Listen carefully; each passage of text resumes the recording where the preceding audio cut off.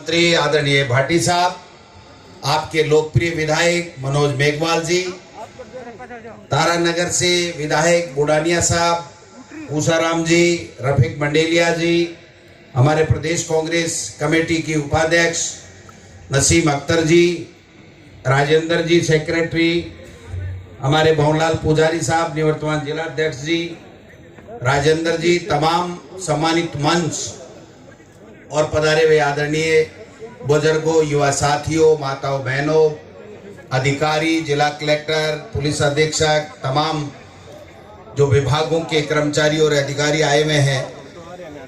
सबसे पहले मैं चूंकि पड़ोस का विधायक हूं और आपके बीच में उपचुनाव में भी आया था, व्हाट्सएप के साथ भी मैं आता रहा हूं, तो आप सबकी ओर से समय भाव के कारण से इजाजत से माननीय मुख्यमंत्री जी का यहाँ पर हार्दिक स्वागत करता हूँ, अभिनंदन करता हूँ।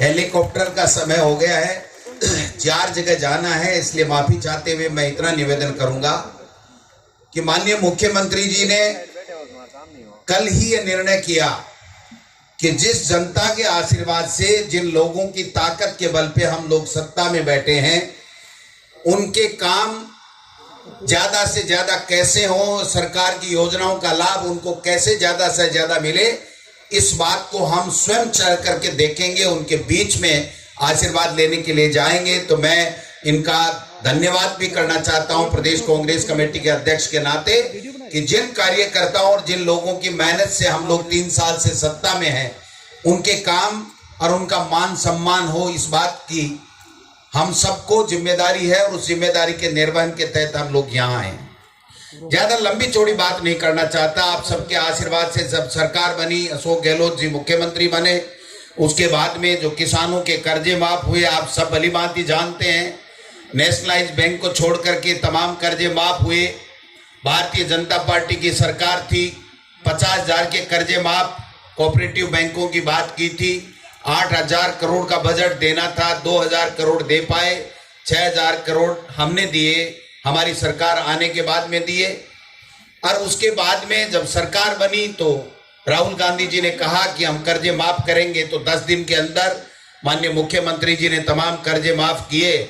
और नेशनलाइज बैंकों के लिए माननीय मुख्यमंत्री जी ने देश के प्रधानमंत्री को बार बार चिट्ठी लिख रहे हैं कि आप रिजर्व बैंक को फरमाइए कि 1 टाइम सेटलमेंट की व्यवस्था लेकर के आए, और जो राज्य सरकार के ऊपर भार पड़ता है वो हम इन किसानों के कर्जे माफ करने के लिए देने को तैयार हैं। मैं समझता हूं ऐसी लोकप्रिय सरकार जिसने कोरोना काल में शानदार काम किया। पिछला जो बजट आपने देखा होगा कि कितना शानदार बजट दिया, जहां पर कॉलेज खोलने थी, 123 से ज्यादा कॉलेज खोलने का काम किया। पीएचसी, सीएचसी, उप तहसील, एसडीएम, और विशेष रूप से आपने देखा होगा कि किसानों के लिए 12,000 रुपए कृषि कनेक्शन के ऊपर माफ 12 महीने में करने का फैसला हमारी सरकार ने आपके आशीर्वाद से मुख्यमंत्री जी ने किया। एक किसान अगर 1,000 रुपए तक का कृषि कनेक्शन का बिल आता है तो उसका बिल माफ होगा, उसकी सरकार पूरा का पूरा पैसा भरेगी। एक व्यवस्था इसमें और भी की है जो आपकी जानकारी के लिए बताना चाहता हूं कि अगर आपका पहले महीने में बिल 800 रुपये आ गया, दूसरे महीने में 700 आ गया और तीसरे महीने में 1300 आ गया, तो आपके जो 2 महीने में 200 और 100 रुपये बचे हुए थे वो तीसरे महीने में एडजस्ट किए जाएंगे। कुल मिलाकर के 12,000 रुपये का बिल अगर 12 महीने में आता है, तो चाहे कम आए किसी महीने में, किसी में ज्यादा आए, वो तमाम वो बिल सरकार की तरफ से भरा जाएगा। ये किसानों के लिए काम किया। एक फैसला और आप देखा होगा कि पहली बार राजस्थान के नहीं बल्कि हिंदुस्तान के इतिहास में बार बार किसानों के लिए मांग उठती रही है कि किसानों का जो बजट अलग से होना चाहिए, कृषि का बजट अलग होना चाहिए, लेकिन किसी ने हिम्मत नहीं जुटाई।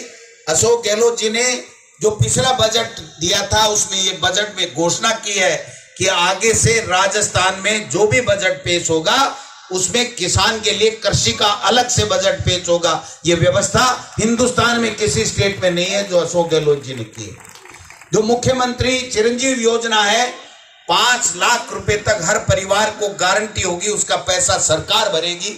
1 रुपया भी अगर उसके लगता है इलाज का तो वो सरकार भरेगी। और यही नहीं, 5 दिन पहले बीमार होने के और 15 दिन बाद तक भी पूरा का पूरा खर्चा उस 5 लाख के पैकेज में होगा।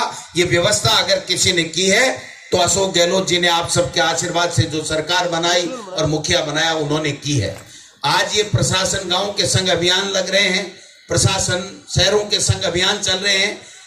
हमारी सरकार का, मुख्यमंत्री जी का ये मानना है कि जिन लोगों ने आशीर्वाद दिया, जिन लोगों ने हम सबको सरकार में बैठाया है, उनके काम हम गांव जाकर के करें और करने के साथ साथ ये भी व्यवस्था करने का काम किया कि मैं स्वयं चलूंगा और देखूंगा कि अभियान में कैसे काम हो रहे हैं, लोगों को क्या क्या सुख सुविधाएं मिल रही हैं, लोगों के काम कैसे हो रहे हैं।